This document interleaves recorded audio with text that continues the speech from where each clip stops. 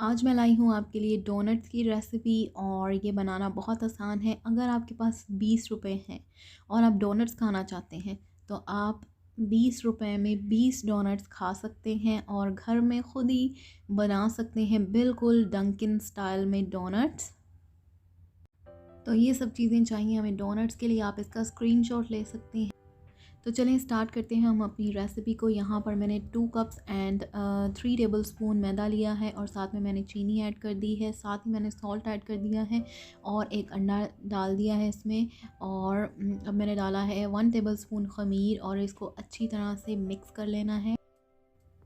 تو یہ مکس ہو چکا ہے۔ اب ہم نے تقریباً ہاف کپ ملک لے لینا ہے، اور یہ نیم گرم دودھ میں اس میں ڈالوں گی، اور آپ نے اس کو ایک دم سے سارا ایڈ نہیں کرنا، بلکہ تھوڑا تھوڑا کر کے ایڈ کرنا ہے اور تھوڑا تھوڑا کر کے ساتھ ساتھ گھوننا ہے۔ اگر آپ ایک دم سے سارا ایڈ کر دیں گے تو آپ کا بیٹر جو ہے وہ بہت زیادہ پتلا ہو جائے گا، جو کہ ہمیں نہیں چاہیے۔ تو آپ نے ملک جو ہے وہ ساتھ ساتھ ہی ایڈ کرنا ہے، جیسے جیسے آپ کو ضرورت ہوگی ویسے ویسے آپ اس کو ایڈ کر لیں، لیکن اس ریسیپی میں جائے گا ہاف کپ ملک، اور یہ جو ہے وہ میدے پر بھی ڈیپینڈ کرتا ہے۔ ہو سکتا ہے کہ آپ کا میدا زیادہ لیکوڈ ایبزارب کرتا ہو تو آپ اس کے مطابق زیادہ بھی ملک ایڈ کر سکتے ہیں۔ تو یہاں پر ہم نے ملک ایڈ کر کے اس کو اچھی طرح سے گھون لیا ہے۔ اب میں اس میں ڈالوں گی 4 ٹیبل اسپون مکھن، اور یہ انسالٹڈ مکھن ہے، اور آپ نے بھی اس میں انسالٹڈ مکھن ہی ایڈ کرنا ہے۔ اب ہم اس کو اچھی طرح سے نیٹ کر لیں گے۔ تو یہاں پر میں نے کاؤنٹر ٹاپ پر تھوڑا سا آئل ڈال کر اس کو گریس کر لیا ہے۔ اب اس کے اوپر میں رکھوں گی اپنی ڈو، اور اس کو دوبارہ سے اچھی طرح سے نیٹ کروں گی۔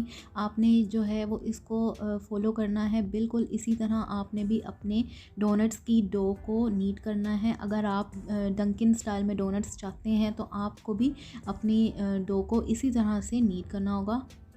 تو ابھی آپ کو یہ ڈو بہت ہی سٹکی لگ رہی ہوگی، اور کاؤنٹر ٹاپ پہ یہ کافی جو ہے وہ چپک رہی ہے، لیکن آپ نے فکر نہیں کرنی، بلکہ اس کو گھونتے رہنا ہے۔ جیسے جیسے ہم اس کو نیٹ کریں گے یہ ڈو جو ہے وہ چپکنا بند ہو جائے گی، اور آپ نے کوئی ایکسٹرا میدا اس میں ایڈ نہیں کرنا۔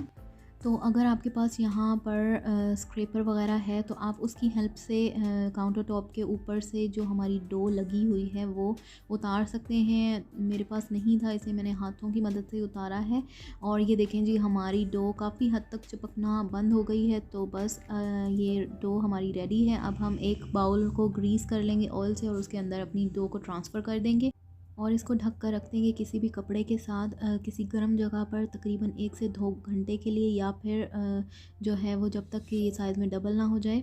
تو ڈو ہماری رائس ہو گئی ہے، اور اس کو تقریباً 2 گھنٹے لگے، کیونکہ آج کل موسم جو ہے وہ تھوڑا سرد ہے۔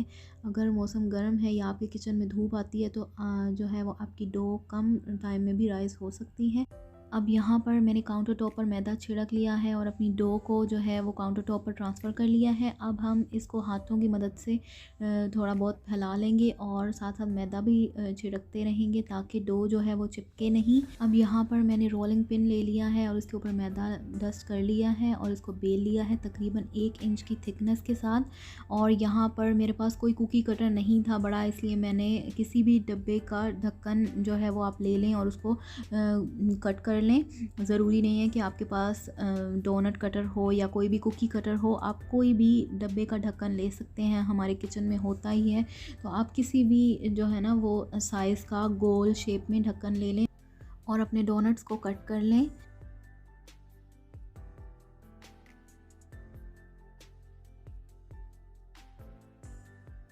تو یہاں پر ہمارے سارے ڈونٹس جو ہیں وہ کٹ ہو چکے ہیں، اور اب ہم ایکسٹرا جو ڈو ہے اس کو نکال لیں گے، اور اس کو دوبارہ سے رول کر لیں گے۔ تو یہاں پر میں نے بوتل کا کیپ لے لیا ہے، اور اس سے میں ڈونٹس کو درمیان سے کٹ کروں گی۔ تو آپ دیکھ سکتے ہیں کہ میں نے ڈونٹ کو درمیان سے کٹ کر لیا ہے۔ اسی طرح سے اب میں باقی کے بھی سارے ڈونٹس جو ہیں وہ درمیان سے کٹ کر لوں گی، اور ان بولز کو ہم ویسٹ نہیں کریں گے، بلکہ باقی کی ڈو کے اندر ڈال کر اور اس کو دوبارہ سے بیل لیں گے، اور ڈونٹس کی شکل میں ان کو کٹ کر لیں گے۔ اور یہاں پر آپ دیکھ سکتے ہیں کہ ہمارے ڈھیر سارے ڈونٹس جو ہیں نا وہ تیار ہیں فرائنگ کے لیے۔ اور یہاں پر میں نے تقریباً 1 لیٹر آئل لیا، اور اس کو بالکل ہلکا سا گرم کرنا ہے، اتنا گرم کرنا ہے کہ جب آپ ڈونٹ ڈالیں تو بالکل ہلکے ہلکے سے ببلز آئیں۔ اور یہ دیکھیں جی ہمارے ڈونٹ بالکل ہلکی فلیم میں ہم نے ان کو فرائی کرنا ہے۔ اگر آپ آنچ کو تیز کریں گے تو آپ کے ڈونٹس جو ہیں وہ اچھے فرائی نہیں ہوں گے، اس کے اوپر کلر آ جائے گا لیکن اندر سے وہ کچے ہوں گے۔ تو آپ نے فلیم پہ خاص دھیان رکھنا ہے، بالکل ہلکی فلیم پہ جو ہے وہ اس کو تھرو آؤٹ آپ نے فرائی کرنا ہے، اور ساتھ ساتھ آپ نے اس کی سائڈز جو ہیں وہ چینج کرتے رہنا ہے۔ اور آپ دیکھ سکتے ہیں کہ یہاں پر ہمارے ڈونٹس جو ہیں وہ کتنے اچھے فرائی ہو گئے ہیں۔ اب باقی کے ڈونٹس بھی ہم اسی طرح سے فرائی کر لیں گے۔ تو یہاں پر ہمارے سارے ڈونٹس فرائی ہو چکے ہیں اور آپ دیکھ سکتے ہیں کہ ان کا کلر کتنا خوبصورت آیا ہے۔ بس آپ نے جو ٹپس میں نے آپ کو بتائی ہیں آپ نے ان کو فالو کرنا ہے تو آپ کے ڈونٹس بھی اسی طرح کے اچھے بنیں گے۔ اور آپ نے سائڈ جو ہیں وہ ساتھ ساتھ ہی چینج کرتے رہنا ہے تاکہ اس پہ ایون کلر آئے۔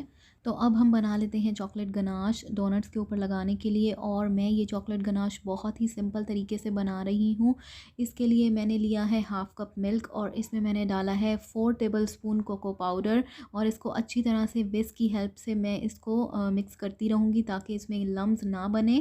اب میں اس میں ڈالوں گی تقریباً 3 ٹیبل سپون چینی کے، اور اس کو دوبارہ سے اچھی طرح سے وسک کی مدد سے مکس کروں گی، اور اس کو پکائیں گے ہم جب تک کہ یہ ہماری ڈیزائرڈ کنسسٹنسی میں نہ آ جائے۔ اور یہ دیکھیں جی اس کا کلر چینج ہو گیا ہے، اور اس کو پکتے پکتے تقریباً 10 سے 15 منٹ ہو گئے ہیں۔ تو چلیں جی اب ہم چاکلیٹ گناش کی تھکنس کو چیک کر لیتے ہیں اس اسمال ڈونٹ بال سے، اور آپ دیکھ سکتے ہیں کہ یہ چاکلیٹ گناش جو ہے وہ ایزیلی ڈونٹ کے اوپر اسپریڈ ہو رہی ہے، تو اس کا مطلب ہے کہ ہماری چاکلیٹ گناش ریڈی ہے۔ اور یہاں پر دیکھیں جی ہماری چاکلیٹ گناش ریڈی ہے، ڈونٹس بھی ہمارے ریڈی ہیں، اور اس کے اوپر لگانے کے لیے جو اسپرنکلز وغیرہ ہیں وہ بھی میں نے ارینج کر لیے ہیں۔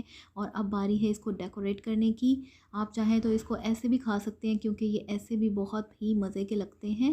تو یہاں پر میں نے لے لیا ہے ڈونٹ، اور اس کو میں چاکلیٹ گناش کے اندر ڈپ کر رہی ہوں۔ تو آپ چاہیں تو اس کو سمپل چاکلیٹ گناش لگا کر بھی کھا سکتے ہیں، یہ ویسے بھی بہت مزے کا لگتا ہے، لیکن میرے پاس جو ہے وہ سپرنکلز موجود تھے گھر میں، اس لیے میں اس پر ڈال رہی ہوں یہاں پر براؤن چاکلیٹ اور وائٹ چاکلیٹ سپرنکلز۔ تو سپرنکلز کے ساتھ یہ تھوڑے سے دیکھنے میں بھی کافی اپیلنگ لگتے ہیں اور کھانے میں تو ہوتے ہی مزے کے ہیں۔ اور اب یہاں پر میں دوسرا ڈونٹ لے رہی ہوں اور اس کو بھی سمپل چاکلیٹ گناش کے اندر ڈپ کروں گی، اور اس کے اوپر میں وائٹ چاکلیٹ چپس لگا دوں گی۔ تو اب میں نے لے لیا ہے اپنا تھرڈ ڈونٹ، تو اس کو بھی میں سمپل اسی طریقے سے چاکلیٹ گناش میں پہلے ڈپ کروں گی، اس کے بعد میں اس کے اوپر لگاؤں گی رینبو سپرنکلز۔ تو میں نے سوچا کہ میں ایک دفعہ آپ کو سارے سپرنکلز کے ساتھ سجا کر دکھا دیتی ہوں، اور اس کے بعد میں آپ سے اس کی فائنل لک شیئر کروں گی۔ تو یہاں پر تیار ہیں ہمارے سارے ڈونٹس۔ تو کیسی لگی آپ کو میری آج کی ڈونٹس کی ریسیپی؟ اگر آپ کو میری یہ ریسیپی اچھی لگی ہے تو میری ویڈیو کو لائک کر دیں اور اپنے فرینڈز اینڈ فیملی کے ساتھ ضرور شیئر کریں، اور اگر آپ میرے چینل پر نئے ہیں تو میرے چینل کو سبسکرائب کر دیں۔ ملتی ہوں اپنی نیکسٹ ویڈیو میں ایک نئی ریسیپی کے ساتھ، تب تک کے لیے اللہ حافظ۔